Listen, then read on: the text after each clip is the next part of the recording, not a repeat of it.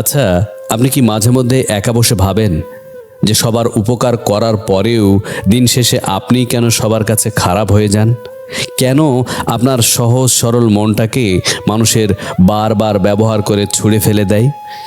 আপনি কি সেই মানুষটা যে কারো ক্ষতি করতে জানে না বলে লোকে আপনাকে বোকা ভাবে? মাঝে মাঝে নিজের ভেতরের ভালো মানুষটাকে দেখে আপনার করুণা হয়, তাই না? মনে প্রশ্ন জাগে, ভালো মানুষ হওয়া কি তবে সত্যি এই নিষ্ঠুর যুগে কোনো অপরাধ? যদি যদি আপনিও এই যন্ত্রণার মধ্য দিয়ে যান, তবে আজকের এই ভিডিওটা আপনার জন্য। আজ আমি আপনার সেই নীরব কান্নার উত্তর দেব এবং আজকে শেখাবো কিভাবে এই জটিল পৃথিবীতে নিজের ভালোত্ব বাঁচিয়ে রেখে উঁচু করে বাঁচতে হয়। এই স্বার্থপর দুনিয়ায় ভালো মানুষ হওয়া অপরাধ নয়, বরং এটা হলো আপনার সবচেয়ে বড় শক্তি, বা সবার এটা কিন্তু থাকেও না। মানুষ আপনাকে ঠকিয়েছে কারণ আপনি বিশ্বাস করতে জানতেন। তারা আপনার সুযোগ নিয়েছে কারণ আপনার মনটা উদার ছিল।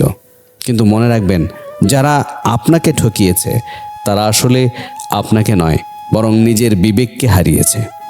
আপনি হয়তো সাময়িকভাবে হেরে গেছেন, কিন্তু দিন শেষে আয়নার সামনে দাঁড়িয়ে নিজের চোখের দিকে তাকানোর যে শান্তি, সেটা ওই চতুর মানুষগুলো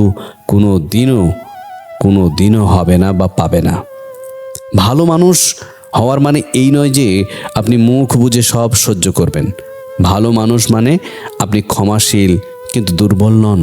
মনে রাখবেন, সমুদ্রের পানি অনেক গভীর আর শান্ত থাকে, কিন্তু তার মানে এই নয় যে তার কোনো শক্তি নেই।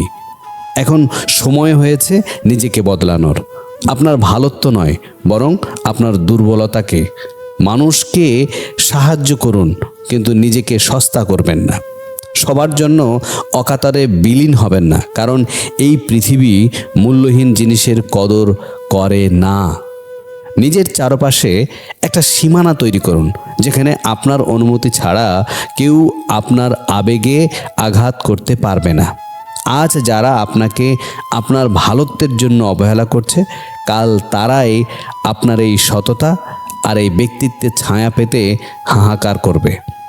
ভালো থাকাটা কোনো অপরাধ নয়, বরং পঙ্কিলতার মাঝে ফুটে থাকা একটা পদ্ম ফুলের মতো।